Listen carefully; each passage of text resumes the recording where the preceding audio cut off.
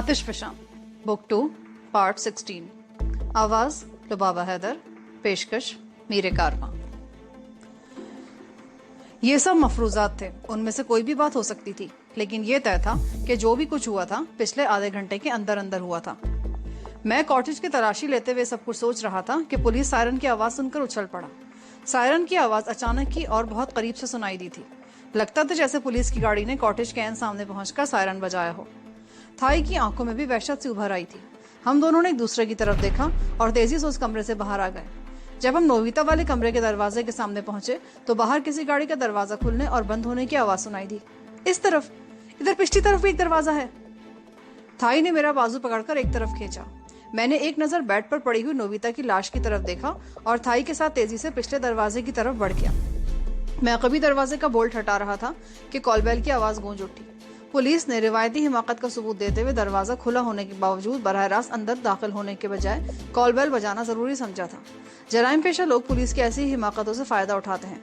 उस वक्त हमने भी सूरत हाल से पूरा फायदा उठाया और अकबी दरवाजा खोलकर बाहर निकल गए। उस तरफ तारीकी थी। कॉटेज के पिछली तरफ भी कुशादा लॉन था जिसे पौधों की बाढ़ ने घेर रखा था। 3-4 गुंजान पत्तों वाले ऊंचे दरख्त भी थे जिनकी वजह से तारीकी कुछ और गहरी हो गई थी। हम तेज तेज कदम उठाते हुए नोविता के कॉटेज से दूर होते चले गए और बिला आखिर 10 मिनट बाद एक सड़क पर पहुंच गए जहां हमें फौरन ही खाली टैक्सी मिल गई। मैंने थाई के साथ पिछली सीट पर बैठते हुए ड्राइवर को क्लॉक टावर चलने को कह दिया। हम दोनों का अंदाजा ऐसा था जैसे घर से महज तफरी के लिए निकले हों। चंद मिनट बाद हमारी टैक्सी उस रास्ते से गुजरी जिस तरफ नोविता का कॉटेज था। वहां पुलिस की 3 गाड़ियां नजर आ रही थी और आसपास कई लोग जमा हो चुके थे। ड्राइवर ने पुलिस की गाड़ियों और वहां जमा लोगों की तरफ देखा, लेकिन बगैर रुके टैक्सी आगे निकाल ले गया। क्लॉक टावर शहर का वस्ती और बहुत बारौनक इलाका था। कारोबारी इलाका होने की वजह से यहाँ दिन के वक्त भी बड़ी भीड़ भाड़ रहती थी और रात को भी देर तक चहल पहल रहती थी। तमाम बड़ी तिजारती कंपनियों के दफातर और बैंक इस इलाके में वाक़ थे। बैंक दोपहर के वक्त और दफातर शाम 5 बजे बंद हो जाते थे, जबकि शॉपिंग सेंटर्स और रेस्टोरेंट वगैरह रात को देर तक खुले रहते थे। डिस्को और नाइट क्लब तो रात के आखिरी पहर तक खुले रहते थे। वो शाम का इब्तिदाई हिस्सा था। तमाम शॉपिंग सेंटर खुले हुए थे। पूरा इलाका रोशनियों से जगमगा रहा था। मैंने टैक्सी जेट यार्ड रोड के कॉर्नर पर रुकवा ली। मीटर देखकर ड्राइवर को किराया अदा किया और थाई को इशारा करता हुआ नीचे उतर आया। हम दोनों उस वक्त तक वहां खड़े रहे जब तक टैक्सी हरकत में आकर दूर नहीं चली गई। यहाँ क्यों आ गए? अपने गेस्ट हाउस की तरफ क्यों नहीं गए? वहां से सीधा अपने गेस्ट हाउस की तरफ जाना मुनासिब नहीं था। अगर टैक्सी ड्राइवर को किसी किस्म का शुबा हो जाता ना, तो वो बाद में हमारे ठिकाने की निशानदेही कर सकता था। हाँ, ये बात तो मेरे जहन में नहीं आई थी। लेकिन अब क्या प्रोग्राम है? क्या गेस्ट हाउस जाना मुनासिब होगा? ऐसा तो नहीं कि हमारा गेस्ट हाउस भी उनकी नजरों में आ गया हो? मेरा ख्याल है ऐसा नहीं है। अगर हमारा ठिकाना उनकी नजरों में आ गया होता ना, तो वो पहला वार हम ही पर करते। नोविता तो अपनी जान से गई, लेकिन मुझे सबसे ज्यादा परेशानी जानकी और प्रसाद की तरफ से है। वो ना जाने कहाँ है, महफूज भी है या दुश्मनों के हत्थे चढ़ गए हैं। क्या ये मुनासिब नहीं होगा कि हम मजीद परेशान होने से पहले YMCA गेस्ट हाउस से उनके बारे में मालूमात हासिल कर ले? जब वो बैंकॉक से रवाना हुए तो यही तय था कि वो YMCA में क़याम करेंगे। हमारे आने के बाद कोई और बंदोबस्त किया जाएगा। मुझे वहां उनके मिलने की तवक्को नहीं है, लेकिन बहरहाल मालूम कर लेने में कोई हर्ज भी नहीं है। मैं इधर उधर देखने लगा। कुछ आगे एक रेस्टोरेंट के आगे पब्लिक फोन बूथ नजर आ रहा था। हम दोनों उस तरफ चल पड़े। वो दरअसल साथ साथ मिले हुए 2 टेलीफोन बूथ थे और उस वक्त दोनों मसरूफ थे। एक में तो कोई जवान औरत थी जो फोन पर बात करते हुए बाहर की तरफ देख रही थी। उसके चेहरे पर बेतहाशा मेकअप थुपा हुआ था। वो जिस इत्मीनान से बात कर रही थी उससे अंदाजा लगाया जा सकता था कि फिलहाल वो रिसीवर से अलग होने का इरादा नहीं रखती। दूसरे बूथ में एक दराज कामत शख्स था जिसका चेहरा दूसरी तरफ था। हम दोनों सामने खड़े हो गए। तकरीबन 2 मिनट बाद वो आदमी बूथ से निकला तो मैं और थाई अंदर दाखिल हो गए। टेलीफोन सेट के साथ ही दीवार में लगे हुए एक शेल्फ पर एक मुख्तसर सी टेलीफोन डायरेक्टरी भी रखी हुई थी जिसमें चियांग राय के अहम मकामात के नंबर लिखे हुए थे। थाई डायरेक्टरी खोलकर YMCA का नंबर तलाश करने लगी। उसे मायूसी नहीं हुई, लेकिन YMCA के नाम से कई नंबर्स थे। पहला number YMCA golden triangle international house का था जो एयरपोर्ट की तरफ वाक़ था। यहाँ जानकी और प्रसाद की मौजूदगी की तवक्को नहीं की जा सकती थी। पहली बात तो ये कि 5 स्टार होटल था ये। दूसरी बात ये कि शहर से बाहर था। एक नंबर YMCA सेंटर का था और भी कई नंबर थे। उनमें एक गेस्ट हाउस का भी नंबर था। थाई ने रिसीवर उठाकर गेस्ट हाउस का नंबर डायल किया, लेकिन बड़ी मायूसी हुई। उस गेस्ट हाउस में जानकी और प्रसाद के नाम से या उन दोनों से मिलते जुलते होलियों के अफराद नहीं ठहरे थे। कल की तारीख में बैंकॉक से आने वाली एक अधेड़ उम्र औरत अपनी 6 साल बच्ची के साथ वहां आकर ठहरी थी और जाहिर है वो जानकी नहीं हो सकती थी। हम फोन बूथ से बाहर आ गए। उस वक्त मेरा दिमाग बुरी तरह चकरा रहा था। हम दोनों चलते हुए चौराहे पर रुक गए। चौराहे के वस्त में बहुत बड़ा क्लॉक टावर था जिसके चारों तरफ बड़े बड़े घड़ियाल लगे हुए थे और उस वक्त 8:20 हो रहे थे। चौराहे पर बड़ी रौनक थी। यहाँ भी सयाहत का सीजन था। दूसरे शहरों से आए हुए और गैर मुल्की सयाह बड़ी तादाद में सड़कों पर घूमते नजर आ रहे थे। मकामी बाशिंदे भी टहल रहे थे। कुछ तो ऐसे थे जो किसी न किसी काम से बाजार में आए थे और कुछ महज आंखें सेकने के लिए इधर उधर टहल रहे थे। इन्हीं लोगों में चोर उचक्के, उठाई गिरे और राजन भी थे जो शिकार की तलाश में थे। चलो थोड़ी देर वहां बैठते हैं। थाई ने कॉफी शॉप की तरफ इशारा किया। दिमाग घूम रहा है, एक कप कॉफी पीने को दिल चाह रहा है। दिमाग तो मेरा भी घूम रहा था और वाकई उस वक्त कॉफी की शदीद तलब हो रही थी। वो कॉफी हाउस काफी पुरसुकून था। हम कॉर्नर की एक मेज पर बैठ गए। वेट्रेस फौरन ही हमारे सर पर पहुंच गई। थाई ने ब्लैक कॉफी का ऑर्डर दे दिया। चंद ही मिनट बाद वेट्रेस कॉफी लेकर आ गई। उस लड़की की उम्र 15-16 से ज्यादा नहीं होगी। रंगत अगरचे सांवली थी लेकिन चेहरे के नक्कूश और जिस्म की साख्त में बेपना कशिश थी। उसने कॉफी हाउस का मखसूस ड्रेस पहन रखा था और लिबास ऐसा था कि नजरें बेख्तियार उसकी तरफ खींची चली जाती थी। मेरे सामने कॉफी का कप रखते हुए वो किसी कदर झुक गई थी। उसके साथ ही उसके होंठों पर मायने खेज मुस्कुराहट आ गई थी। कुछ और तो नहीं चाहिए सर? और कुछ नहीं चाहिए, चल भाग यहाँ से। मुझसे पहले ही थाई बोल पड़ी। उसके लहजे में तलखी थी क्योंकि उसने वेट्रेस की हरकत नोट कर ली थी। वेट्रेस ने मुस्कुराकर थाई की तरफ देखा और खामोशी से वहां से हट गई। हम जिस मेज पर बैठे थे उसके साथ बहुत बड़ा शीशा लगा हुआ था जिससे बाहर का मंजर भी देखा जा सकता था। कॉफी की चुस्कियां लेते हुए मैं और थाई मुसलसल बाहर ही देख रहे थे। एक मौके पर जबकि मैं थाई की तरफ झुककर कोई बात कर रहा था, थाई ने मेरा हाथ दबाकर आंख से बाहर की तरफ इशारा किया। मैंने गर्दन घुमाकर देखा तो उछल पड़ा। मेरे दिल की धड़कन खतरनाक हद तक तेज हो गई। वो रंगोली थी। रंगोली के बारे में मुख्तसरन कुछ बता देना जरूरी समझता हूँ। वो एक रकासा थी और टाइगर की मंजूर नजर और चहीती समझी जाती थी। जिन दिनों टाइगर से मेरी टसल चल रही थी उन दिनों रंगोली को अक्सर टाइगर के साथ देखा जाता था। वो क्लब 26 और इस जैसे बड़े क्लबों में काम करती थी। ये प्रोग्राम उसे टाइगर की वजह से मिलते थे और मुआवजा भी दूसरी A क्लास रकासाओं से ज्यादा मिलता था। लेकिन टाइगर की मेरे हाथों मौत से तकरीबन 2 महीने पहले टाइगर से उसकी अनबन हो गई थी। उस रात वो पैराडाइज म्यूजिक हॉल डिस्कोथेक में प्रोग्राम करने वाली थी। वो स्टेज पर जाने के लिए तैयार थी। उसका प्रोग्राम शुरू होने में सिर्फ चंद मिनट बाकी थे कि टाइगर ड्रेसिंग रूम में पहुंच गया। वो रंगोली को अपने साथ कहीं लेकर जाना चाहता था मगर रंगोली ने इनकार कर दिया। टाइगर अपने किसी मुद्दे से इनकार सुनने का आदी नहीं था। वो अपने दोस्तों को भी जरखरीद गुलाम समझता था। रंगोली तो उसकी वजह से ऐश कर रही थी। उसके इनकार पर टाइगर भड़क उठा। रंगोली भी बर्दाश्त न कर सकी। उसने पहली मर्तबा टाइगर के सामने जुबान खोली जिसका नतीजा उसे इस तरह भुगतना पड़ा कि टाइगर ने क्लब के ड्रेसिंग रूम में उसे धुनक कर रख दिया। रंगोली की चीखों की आवाज सुनकर क्लब का मैनेजर और दूसरे बहुत से लोग जमा हो गए। रंगोली को बड़ी मुश्किल से टाइगर के पंजे से छुड़ाया गया लेकिन उस वक्त तक टाइगर उसकी ठीक ठाक मरम्मत कर चुका था। उसका बाएं तरफ का एक दांत टूट गया था और भूसों और ठोकरों से उसके कुछ अंदरूनी चोटें भी पहुंची थी। रंगोली को कम से कम 1 हफ्ता अस्पताल में गुजारना पड़ा और उसके साथ ही बैंकॉक में रकासा की हैसियत से उसका करियर भी खत्म हो गया। अस्पताल से छुट्टी मिलने पर जब वो अपने फ्लैट पर पहुंची तो वहां कोई और हसीना काबिज थी जिसके साथ 2 खतरनाक सूरतों वाले गुंडे भी मौजूद थे। रंगोली को ना तो फ्लैट में दाखिल होने दिया गया और ना ही उसे अपनी जाती इस्तेमाल की चीजें उठाने की इजाजत दी गई।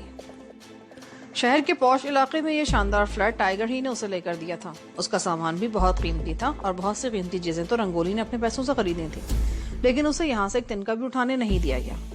शहर की नंबर 1 रकासा चश्मे ज़दन में कल्लाश हो गई थी। वो बड़े बड़े लोग जो उसके एक इशारे पर उसके कदमों में दौलत के ढेर लगाने को तैयार थे उसके साय से भी दूर भागने लगे। वो सब जानते थे कि टाइगर उससे नाराज हो गया है और कोई भी शख्स रंगोली की मदद करके टाइगर जैसे खतरनाक आदमी की दुश्मनी मोल लेना पसंद नहीं कर सकता था। 2-3 दिन तक रंगोली दर बदर फिरती रही और बिलाखिर उसे शहर के सबसे घटिया इलाके में वाक़ एक घटिया से नाइट क्लब में प्रोग्राम मिल गया।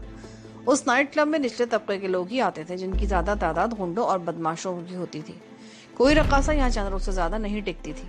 रक्स के दौरान बाज लोग स्टेज पर आ जाते और रकासा के साथ छेड़छाड़ शुरू कर देते। यहाँ लड़कियों की बॉक्सिंग भी होती थी और उन प्रोग्रामों में भी हुल्लड़बाजी होती रहती थी। उस नाइट क्लब में रंगोली का पहले दिन का प्रोग्राम उसके लिए बड़ा सनसनीखेज तजुर्बा साबित हुआ। शराब के नशे में धुत 2 आदमी स्टेज पर चढ़ाए थे और उसे उठाकर हॉल में ले गए थे। वो मेजों के दरमियान चकराती रही। कोई उसे चुटकी काटता, कोई बाजू से पकड़कर अपनी जानिब खींचता, कोई उसे गिरफ्त में लेकर किस करने की कोशिश करता। रंगोली ये सब कुछ बर्दाश्त करती रही। ये उसकी मजबूरी थी। बर्दाश्त ना करती तो 2 वक्त की रोटी के लिए पैसे कहाँ से मिलते। अगली रात तो फिर उसी क्लब में आई। लड़कियों की बॉक्सिंग का प्रोग्राम खत्म हुआ तो 11 बजे के करीब एक और रक्कासा पहले स्टेज पर आई और फिर मेजों के दरमियान में थिरकते हुए अपने जिस्म की नुमाइश करने लगी। उसके बाद रंगोली की बारी थी और जब उसका प्रोग्राम शुरू हुआ तो हुल्लड़बाजी शुरू हो गई। मुख्तलिफ जगहों पर बैठे हुए चंद गुंडों ने हंगामा शुरू कर दिया। लगता था जैसे ये सब कुछ प्लानिंग के तहत हो रहा है। मेजें और कुर्सियां उल्टी जाने लगी। कुछ तमाशाइयों ने गुंडों को रोकना चाहा तो अच्छा खासा हंगामा शुरू हो गया। मारपीट में फर्नीचर और क्रॉकरी टूटने की आवाजें खासतौर पर नुमाया थी। चंद गुंडे स्टेज पर आ गए। उन्होंने स्टेज के पर्दे फाड़ दिए। रंगोली ने खौफजदा होकर भागना चाहा तो कई लोगों ने उसे घेर लिया। हॉल में हंगामा जोरों पर था। तोड़फोड़ हो रही थी और फिर अचानक तारीकी छा गई। उसके साथ ही रंगोली की खौफनाक चीख भी सुनाई थी और फिर वो चीखती चली गई। तारीकी में किसी ने रंगोली पर तेजाब फेंक दिया था। ये सब कुछ बाकायदा मनसूबाबंदी के तहत हुआ था। जब क्लब का मेन स्विच ऑफ किया गया तो अंधेरा होते ही किसी ने रंगोली पर तेजाब से भरी हुई बोतल उलट दी थी। तेजाब चेहरे को ज्यादा नुकसान नहीं पहुंचा सका। थोड़ी दाएं तरफ से जरा सी झुलसी थी, अलबत्ता सीने का कुछ हिस्सा और पेट बुरी तरह झुलसा था। उसके बाद भी रंगोली को कई रोज अस्पताल में रहना पड़ा था। अस्पताल से निकलकर रंगोली एक बार फिर दर दर की ठोकरें खाने लगी। ये शहर जहां उसने बहुत अरसे तक लोगों के दिलों पर हुक्मरानी की थी, उसके लिए अजनबी बन गया था। वो लोग जो अखबारात में उसकी तस्वीर देखकर ही ठंडे सांस भरा करते थे, अब उसके साय से भी डरने लगे थे। लोग टाइगर से डरते थे। इस नाइट क्लब का वो हशर देख चुके थे, इसलिए अब कोई भी रंगोली को मुंह लगाने को तैयार नहीं था। रंगोली को एक वक्त की रोटी के भी लाले पड़ गए। उसकी हालत भिखारियों से बदतर हो गई। वो इस शहर से निकलना चाहती थी, लेकिन उसके पास तो एक वक्त की रोटी खाने के लिए पैसे नहीं थे। कहीं जाने के लिए किराया कहाँ से लाती। फिर एक रोज रंगोली की मुलाकात खोनाट नाम के एक अधेड़ उम्र आदमी से हो गई। वो बहुत भद्दा और भारी भरकम आदमी था। पेशे के लिहाज से वो स्टेट ब्रोकर था। कारोबार होता तो ऐश करता, बड़े बड़े होटलों में खाना खाता, बढ़िया शराब पीता।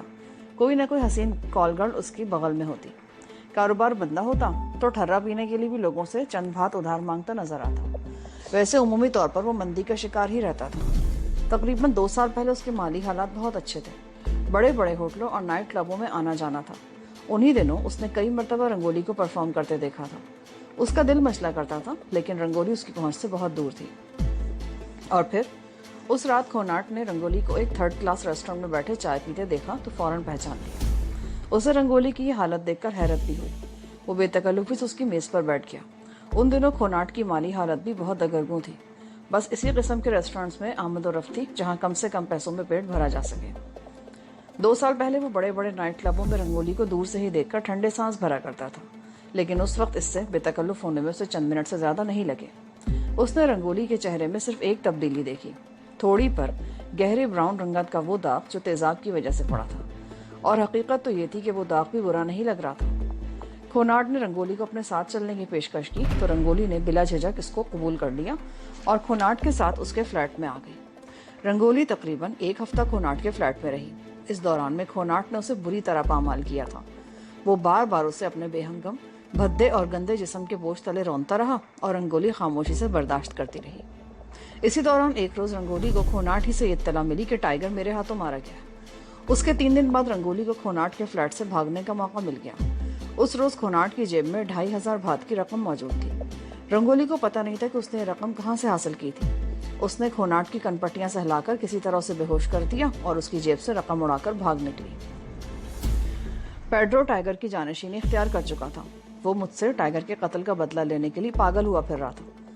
रंगोली किसी तरह पेड्रो तक पहुंचने में कामयाब हो गई। उसका ख्याल था कि टाइगर की मौत के बाद पेड्रो से माफ कर देगा और एक बार फिर उसे अच्छी जिंदगी गुजारने का मौका मिल जाएगा। मगर पेड्रो ने उसे मजीद जलील करके निकाल दिया और रंगोली ने कसम खाई कि अगर कभी मौका मिला तो वो इन बदमाशों से अपनी बर्बादी का इंतकाम जरूर लेगी। और ये वही रंगोली थी जो तवील अरसे बाद यहाँ चियांग राय में नजर आई थी। मुझे रंगोली के बारे में ये सारी बातें नोविता ने उस वक्त बताई थी जब वो और प्रसाद बैंकॉक में पेड्रो और दारा वगैरह की सरगर्मियों का पता चलाने के लिए बड़े बड़े होटलों और नाइट क्लबों में घूमते रहते थे। मैंने इन दिनों एक मरतबा सोचा भी था कि रंगोली से राब्ता करके उसे पेड्रो के खिलाफ इस्तेमाल करने की कोशिश की जाए, लेकिन इत्तेफाक से रंगोली बैंकॉक से गायब हो चुकी थी। रंगोली उस वक्त कॉफी हाउस के सामने फुटपाथ के किनारे पर खड़ी थी। उसे शायद ये सड़क पार करनी थी और वो ट्रैफिक रुकने का इंतजार कर रही थी। मैंने अपनी जगह से उठना चाहा, मगर थाई ने मुझे बैठे रहने का इशारा किया और खुद उठकर बाहर चली गई। उस वक्त ट्रैफिक रुक गया था। रंगोली ने फुटपाथ से उतरकर सड़क पर दूसरा कदम रखा ही था कि थाई ने पीछे से आकर उसके कंधे पर हाथ रख दिया। रंगोली ने मुड़कर देखा। उसकी आंखों में उलझन थी। इससे पहले कि वो कुछ कहती, थाई उसे हाथ से पकड़कर दोबारा फुटपाथ पर ले आई। रंगोली से बातें करते हुए उसने मेरी तरफ इशारा भी किया। मैं गहरी नजरों से रंगोली की तरफ देख रहा था। हमारे दरमियान अगरचे तकरीबन 8 फुट का फासला था, लेकिन मैंने महसूस किया कि रंगोली की आंखों की उलझन बतदरीज रफा हो रही थी। और फिर वो थाई के साथ चलती हुई कॉफी हाउस के दरवाजे में दाखिल हो गई और उसके थोड़ी देर बाद ही वो मेरे सामने बैठी हुई थी। अब रंगोली के चेहरे पर मुकम्मल सुकून और इत्मीनान था। वो मुझे पहचान चुकी थी। चंद जुमलों के तबादले से मुझे अंदाजा हो गया कि पेड्रो वगैरह के हवाले से रंगोली का दिल अब भी शदीद नफरत से भरा हुआ था। मैं गौर से देख रहा था। मैंने भी बैंकॉक में उसे सिर्फ 1 या 2 मरतबा देखा था। उसकी थोड़ी पर गहरा ब्राउन दाग बदनुमा नहीं लग रहा था। उस वक्त उसने पीले रंग की टी शर्ट और सफेद पतलून पहन रखी थी, जिसके तंग से पांचे पिंडलियों से ऊपर टांगों से चिपके थे। थाई ने वेटर्स को इशारा करके उसके लिए भी कॉफी मंगवा ली। टाइगर ने तुम्हारे साथ वाकई बहुत ज्यादती की थी। हमें जब पता चला तो बहुत देर हो चुकी थी। हमने तुमसे राब्ता करना चाहा, पर तुम बैंकॉक छोड़ चुकी थी। थाई ने मौजू बदलते हुए कहा, तुम्हारे हाथों टाइगर की मौत के बाद मैंने सुख का सांस लिया था। रंगोली मेरी तरफ देखते हुए बोली, मेरा ख्याल था टाइगर की मौत के बाद पेड्रो मेरे और टाइगर के झगड़े को भूलकर मुझे माफ कर देगा, लेकिन उसने भी मुझे बहुत जलील किया। उसके बाद ही मैंने बैंकॉक छोड़ दिया और मैंने कसम खाई थी कि अगर जिंदगी में कभी मौका मिला तो इन बदमाशों से अपनी जिल्लत और रुसवाई का बदला जरूर लूंगी। लेकिन लगता है कि मैं उनके खिलाफ कभी कुछ नहीं कर सकूंगी। तुम बहुत कुछ कर सकती हो रंगोली, लेकिन ऐसी बातें यहाँ नहीं हो सकती। तुम हमें अपना एड्रेस बता दो, हम इत्मीनान से बैठकर बातें करेंगे। मेरी रिहाइश सहामत रोड से आगे मस्जिद के करीब है। ये मस्जिद? मैंने हैरत से उसकी तरफ देखा। हाँ, यहाँ मुसलमानों की बहुत बड़ी मस्जिद है। ज्यादातर रिहायशी इलाका है, मगर तुम लोग शायद आसानी से वहां ना पहुंच सको। मैं अपना फोन नंबर लिख देती हूँ, मुझे फोन करके अपनी लोकेशन बता देना, मैं तुम लोगों को ले जाऊंगी। हाँ, याद आया, तुम्हारा एक दोस्त भी तो यहाँ आया हुआ है। मैंने उसे कल रात भी देखा था और आज भी। उसके साथ बैंकॉक की हिंदू लेडी डॉक्टर भी थी। उसका नाम मुझे याद नहीं आ रहा। ओह, आज तुम लोगों ने कब देखा? मैं चौंका। यहाँ तुम लोगों से मुलाकात से 20-25 मिनट पहले वो दोनों टैक्सी में मायफा ब्रिज की तरफ जा रहे थे। क्या तुम्हें यकीन है कि वो दोनों वही थे? इस मर्तबा थाई ने पूछा। मैं तुम्हारे उस दोस्त को कैसे भूल सकती हूँ? क्या नाम था उसका? प्रसाद। वो नोबिता के साथ बैंकॉक के नाइट क्लबों में घूमता रहता था। नोबिता तो बहुत दिनों से यहाँ है। मैं कई मरतबा उससे मिल भी चुकी हूँ। और वो लेडी डॉक्टर, उससे तो बैंकॉक में 1 मरतबा इलाज भी करवा चुकी हूँ, पर यह बहुत अरसे पहले की बात है। उस वक्त मेरी टाइगर से दोस्ती नहीं हुई थी। मेरे मुंह से गहरा सांस निकल गया। मैंने थाई की तरफ देखा। उसके चेहरे पर भी तमानियत सी आ गई थी। जानकी और प्रसाद खैरियत से थे। हमारे जहनों से बहुत बड़ा बोझ उतर गया था। लेकिन मेरे ख्याल में तुम लोगों को इस तरह बेपरवाही से नहीं घूमना चाहिए। 2-3 दिन पहले मैंने यहाँ चीफांग को भी देखा है। उसके साथ दूसरे साथी भी होंगे। वो लोग तुम्हारे बदतरीन दुश्मन हैं और अब भी पेड्रो के लिए काम कर रहे हैं। ठीक है रंगोली, तुम्हारा फोन नंबर थाई ने नोट कर लिया है। हम जल्दी तुमसे राब्ता करेंगे। मैं रात 11 बजे के बाद घर पर ही मिलूंगी। तुम लोग आओ तो इत्मीनान से बातें होंगी। रंगोली ये कहते हुए उठ गई और हम एक बार फिर जानकी और प्रसाद के बारे में बातें करने लगे। हमारे लिए इत्तला बहुत बड़ी थी कि वो दोनों खैरियत से थे। अब सिर्फ पता ये लगाना था कि वो कहाँ हैं। थोड़ी देर के बाद हम भी कॉफी हाउस से निकल आए। उस वक्त 9:30 बज रहे थे। हमारी रिहाइश मायकॉक रिवर के करीब सिंघा कलाय रोड पर वाक़े एक गेस्ट हाउस में थी। मुझे कुछ अंदाजा नहीं था कि क्लॉक टावर से सिंघा कलाय रोड का फासला कितना था। रंगोली ने बताया था कि उसने जानकी और प्रसाद को एक टैक्सी में सवार होकर मायफ्रा ब्रिज की तरफ जाते देखा था। यह ब्रिज भी जाहिर है दरिया पर ही होगा और मायकॉक रिवर इतना तवील था कि मेरे लिए अंदाजा लगाना दुश्वार था कि वो ब्रिज किस इलाके में होगा, और फिर यह अंदाजा लगाना भी मुमकिन नहीं था कि वो लोग इस इलाके में कहाँ गए थे। हम क्लॉक टावर से चलते हुए रत्ना रोड पर घूम गए। यहाँ कुछ अच्छे रेस्टोरेंट्स भी थे। थाई एक जगह रुक गई। मुझे भूख लग रही है, क्यों ना खाना खा लिया जाए। उसने एक बारबेक्यू स्टॉल की तरफ इशारा किया। इश्तेहा हमें इस खुशबू से मेरी भूख भी चमक उठी थी। बारबेक्यू स्टैंड वगैरह फुटपाथ को घेर कर लगाए गए थे, जिससे पैदल चलने वालों को खासी दुश्वारी पेश आ रही थी। उनके साथ ही फुटपाथ पर ही मेजें और कुर्सियां भी लगी हुई थी। लोग बैठे हुए लज्जत कामोदहन में मशगूल थे। इन बारबेक्यू स्टॉल्स के पीछे शॉप्स भी थी जो ज्यादा बड़ी नहीं थी, लेकिन उनमें भी मेजें और कुर्सियां लगी हुई थी। बाहर बैठना हमारे लिए मुनासिब नहीं था। हम एक दुकान में आ गए। यहाँ भी वेटर लड़कियां ही थी। मैंने वेटरेस को फिश और चिकन रोस्ट का ऑर्डर दे दिया। 10:15 बजे के करीब हम खाना खाकर वहां से निकले। کچھ دور تک پیدل چلنے کے بعد ہم ایک ٹک ٹک میں سوار ہو گئے اور ڈرائیور کو گیسٹ ہاؤس کا پتہ بتا دیا۔ اپنی منزل تک پہنچنے میں ہمیں چند منٹ سے زیادہ نہیں لگے تھے۔ گیسٹ ہاؤس کے برآمدے میں ہی مختصر سا دفتر بنا ہوا تھا۔ اس وقت ایک ادھیڑ عمر عورت آفس ٹیبل کے پیچھے کرسی پر بیٹھی ٹیلی فون پر بات کر رہی تھی۔ ہمیں دیکھتے اس نے ریسیور رکھ دیا۔ وہ عجیب سی نظروں سے کبھی تھائی اور کبھی میری طرف دیکھ رہی تھی۔ اس کی نظروں کے انداز سے میں کھٹکے بغیر نہیں رہ سکا۔ تم نے اس عورت کی نظروں پر غور کیا تھا؟ لگتا ہے اسے ہم پر کسی قسم کا شبہ ہو گیا ہے۔ تھائی نے کمرے میں پہنچتے ہی کہا، ہاں مجھے بھی کچھ ایسا ہی لگا تھا۔ میں نے جواب دیا اور بیڈ پر رکھے ہوئے بیگ کو دیکھتے ہی چونک گیا۔ مجھے اچھی طرح یاد تھا کہ شام 6 بجے یہاں سے نکلنے سے پہلے تھائی نے یہ بیگ کرسی پر رکھا تھا اور اس کی زپ بھی بند کی تھی، لیکن اب نہ صرف بیگ بیڈ پر رکھا تھا بلکہ اس کی زپ بھی کھلی ہوئی تھی۔ تھائی نے بھی یہ بات فوراً محسوس کر لی۔ اوہ، ہمارے بیگ کی تلاشی لی گئی ہے۔ کوئی چیز تو چوری نہیں ہوئی؟ نہیں، کوئی چیز کم نہیں، لیکن تلاشی لینے کا مطلب یہی ہے کہ یہ جگہ ہمارے لیے محفوظ نہیں ہے۔ میں چند لمحے کمرے میں ادھر ادھر دیکھتا رہا، پھر باہر نکل گیا۔ برآمدے والے دفتر میں بیٹھی ہوئی ادھیڑ عمر عورت اس وقت بھی فون پر بات کر رہی تھی۔ میں نے اس کا ایک جملہ سن لیا، وہ آ گئے ہیں ابھی تھوڑی دیر پہلے۔ مجھے اچانک ہی سامنے دیکھ کر اس نے جلدی سے فون بند کر دیا۔ اس کا چہرہ بھی یک لخت مخطر ہو گیا تھا۔ میں نے اس کی طرف توجہ دیے بغیر آگے قدم بڑھا دیے۔ میں نے اس پر یہ ظاہر ہی نہیں ہونے دیا کہ میں نے اس کی بات سن لی ہے۔ میں گیسٹ ہاؤس سے نکل کر دائیں طرف مڑ گیا اور تقریباً 50 گز آگے جا کر ایک ٹیلی فون بوتھ میں داخل ہو گیا۔ شام 6 بجے نوبیتا کو میں نے یہیں سے فون کیا تھا۔ اندر داخل ہو کر میں نے ہک پر ٹنگا ہوا ریسیور اٹھا لیا۔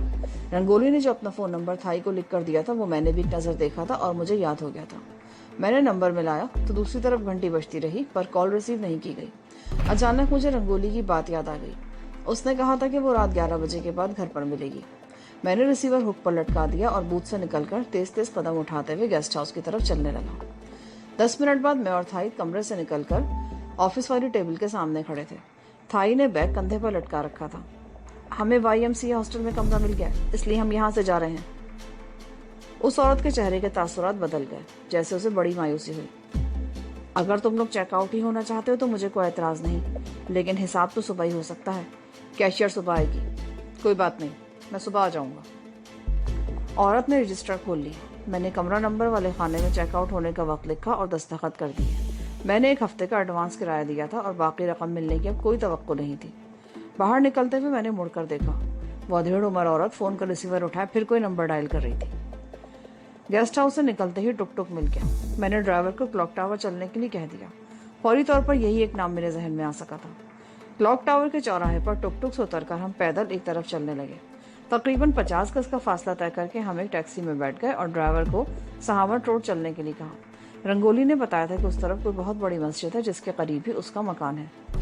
سہامت روڈ پر ایک مارکیٹ کے قریب پہنچ کر میں نے ٹیکسی رکوا لی، نیچے اتر کر ڈرائیور کو کرایہ ادا کیا اور ادھر ادھر دیکھنے لگا۔ اس وقت 11 بجنے میں چند منٹ باقی تھے۔ ہم ایک چھوٹے سے ریسٹورینٹ میں بیٹھ گئے۔ یہ ایسی جگہ تھی جہاں کہ ہم باہر سے گزرنے والے لوگوں کی نظروں میں آ نہیں سکتے تھے۔ اس وقت ریسٹورینٹ میں بھی زیادہ لوگ نہیں تھے۔ ویٹر کو میں نے چائے لانے کے لیے کہا۔ تھوڑی دیر بعد چائے آ گئی۔ بڑی ہی بد ذائقہ چائے تھی۔ میں نے پہلا گھونٹ بھرنے کے بعد ہی کپ میز پر رکھ دیا اور اس کے بعد اسے ہاتھ نہیں لگایا۔ اچانک ہی گیسٹ ہاؤس چھوڑنے کی کوئی خاص وجہ ہوگی، لیکن تم نے بتایا نہیں ابھی تک۔ ان لوگوں کو شاید ہمارے ٹھکانے کا پتہ چل گیا تھا اور گیسٹ ہاؤس کی وہ عورت ہمیں پھنسانے کا منصوبہ بنا رہی تھی۔ میں نے اسے ساری تفصیل بتائی۔ اس کا مطلب ہے ہماری عدم موجودگی میں ان میں سے کوئی گیسٹ ہاؤس آیا تھا اور ہمارے کمرے اور بیگ کی تلاشی بھی اسی نے لی تھی۔ ہو سکتا ہے۔ کیا یہ ممکن نہیں کہ ان کا کوئی آدمی گیسٹ ہاؤس کی نگرانی کر رہا ہو؟ شاید یہیں پر ان سے غلطی ہو گئی ہے۔ یہ خیال میرے ذہن میں بھی آیا تھا، اسی لیے پہلے میں نے کلاک ٹاور کا رخ کیا تھا، اس کے بعد اس طرف آئے۔ میں نے تعاقب کا خیال رکھا تھا۔ کسی مشتبہ شخص یا گاڑی کو اپنے تعاقب میں نہیں دیکھا میں نے۔ تم نے غالباً رنگولی کے جانے کا فیصلہ کیا ہے۔ کیا اس پر اس حد تک اعتماد کیا جا سکتا ہے؟ ہاں، میں نے اسے پہچانے میں غلطی نہیں کی۔ وہ پیڈرو وغیرہ سے شدید نفرت کرتی ہے اور ان لوگوں سے اپنی ذلت و بربادی کا انتقام لینا چاہتی ہے۔ ہم اس صورتحال سے فائدہ اٹھا سکتے ہیں اور میرا خیال ہے اس کے ذریعے ہمیں جانکی اور پرساد کی تلاش میں بھی مدد ملے گی۔ تم ٹھیک کہتے ہو۔ عورت جب انتقام کی آگ میں جلتی ہے تو بالکل اندھی ہو جاتی ہے اور کچھ بھی کر سکتی ہے۔ 11:15 بج رہے ہیں۔ رنگولی نے کہا تھا کہ وہ 11 بجے کے بعد گھر پر ملے گی۔ تم یہیں بیٹھو، میں باہر پبلک فون بوتھ سے کال کر کے آتا ہوں۔ میں اٹھ کر ریسٹورینٹ سے باہر آ گیا. چند گز آگے دائیں طرف پبلک بوتھ تھا اور اس وقت خالی ہی تھا. میں نے اندر داخل ہو کر ریسیور اٹھایا اور مطلوبہ سکے ڈالنے کے بعد نمبر ڈائل کرنے لگا. دوسری گھنٹی پر کال ریسیو کر لی گئی. تقریباً 3 گھنٹے پہلے رنگولی سے میری ملاقات ہوئی تھی. اس کی آواز بھی پہلی مرتبہ سنی تھی اور اس وقت فون پر اس کی آواز شناخت کرنے میں مجھے کوئی دشواری پیش نہیں آئی. رنگولی نے بھی مجھے پہچان لیا تھا. چند جملوں کے تبادلوں کے بعد میں اصل موضوع پر آ گیا. ہمیں تمہاری مدد کی ضرورت ہے رنگولی. یس لٹل ماسٹر. چند گھنٹے پہلے اگرچہ ہم زندگی میں پہلی مرتبہ ملے تھے لیکن میں تم سے بے حد متاثر ہوئی ہوں. کہو کیا کر سکتی ہوں تمہارے لیے؟ فون پر میں تفصیل سے نہیں بتا سکتا. ہمیں وقتی طور پر کسی ایسی جگہ کی ضرورت ہے جہاں ہم دوسروں کی نگاہوں سے محفوظ رہ سکیں. میں نے سوچا شاید تم کو ایسا بندوبست کر سکو. کہیں اور جانے کی ضرورت نہیں. میرا غریب خانہ حاضر ہے. اپنے گیسٹ ہاؤس کا نام بتاؤ. میں تھوڑی دیر میں تم لوگوں کو لینے پہنچ جاؤں گی. ہم گیسٹ ہاؤس چھوڑ چکے ہیں. میں نے جواب دیا اور بوتھ کے شیشے سے باہر ریسٹورنٹ کے سائن بورڈ کی طرف دیکھتے ہوئے بولا. مسجد سے ذرا آگے مارکیٹ کے باہر کی طرف ایک ریسٹورنٹ ہے. ہم اس وقت یہاں موجود ہیں. میں نے اسے ریسٹورنٹ کا نام بھی بتا دیا. اوہو، مارکیٹ میرے گھر سے زیادہ دور نہیں ہے. میں زیادہ سے زیادہ 5 منٹ میں پہنچ رہی ہوں. ٹھیک ہے، ہم انتظار کر رہے ہیں. میں یہ کہتے ہوئے باہر آ گیا. کیا ہوا؟ تھائی نے سواریہ نظروں سے میری طرف دیکھا. میں اس وقت اس کے سامنے کرسی پر بیٹھ رہا تھا. وہ 5 منٹ میں یہاں پہنچ رہی ہے. میں نے ویٹر کو بلا کر چائے کا بل ادا کر دیا. دونوں کپ ویسے ہی بھرے رکھے تھے. ویٹر نے الجھی ہوئی نظروں سے میری طرف دیکھا. میں نے اسے کپ اٹھا لینے کا اشارہ کیا. 7-8 منٹ بعد نیلے رنگ کی کار ریسٹورنٹ کے سامنے آ کر رکی. میں نے ڈرائیونگ سیٹ پر رنگولی کو دیکھ لیا. وہ متجسس نگاہوں سے ادھر ادھر دیکھ رہی تھی. میں نے تھائی کو اشارہ کیا اور ہم دونوں اٹھ کر باہر آ گئے. ہمیں دیکھ کر رنگولی کے ہونٹوں پر مسکراہٹ آ گئی. ویلکم، رنگولی نے مسکراتے ہوئے کہا. ہمارے بیٹھتے اس نے گاڑی آگے بڑھا دی. ہم چند دن تمہارے پاس رہیں گے. ہماری وجہ سے تمہیں کوئی پرابلم تو نہیں ہوگی رنگولی؟ بالکل نہیں باس. تم لوگوں کے ہوتے ہوئے مجھے بھلا کیا پرابلم پیش آ سکتی ہے؟